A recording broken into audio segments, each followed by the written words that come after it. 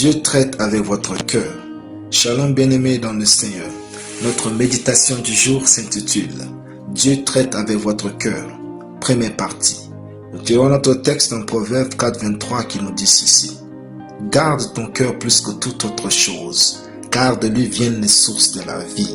Alléluia.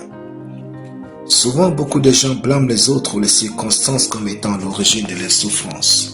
Mais au regard de ce verset, cette façon de penser est fausse.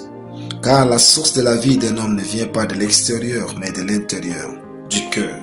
Nous ne disons pas que le monde est parfait, mais que c'est votre responsabilité qui définit votre position dans la vie et non ce qu'on vous fait.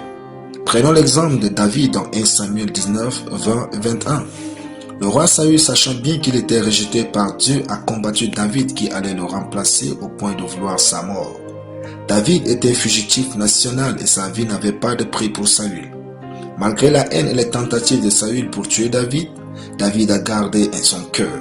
Le jour où Saül est tombé sous son pouvoir et qu'il avait l'occasion de le tuer, David ne l'a même pas fait. Au contraire, il a épargné sa vie et lui dit, je cite, « L'Éternel rendra à chacun selon sa justice et sa fidélité.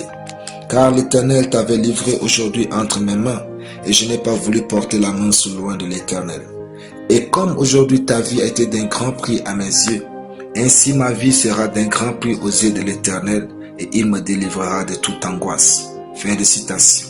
1 Samuel 26, 22 à 24. Voyez-vous, le cœur de David était pur. Sachez que parfois Dieu va livrer vos ennemis et ceux qui vous détestent entre vos mains, non pour les punir, mais pour voir votre réaction et noter l'état de votre cœur. Plusieurs échouent à ce niveau et sont disqualifiés de la grandeur. Dieu regarde l'état de votre cœur plus que vos capacités pour vous élever. David n'a pas détesté Saül pour tout ce qu'il lui faisait. Lorsque vous répondez au mal par le mal, c'est à vous que vous faites du mal.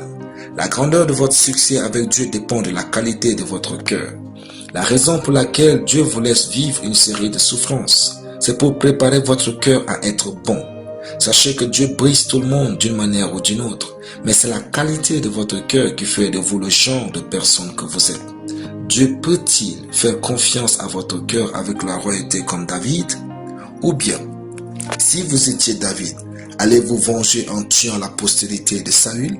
Alléluia. Prions.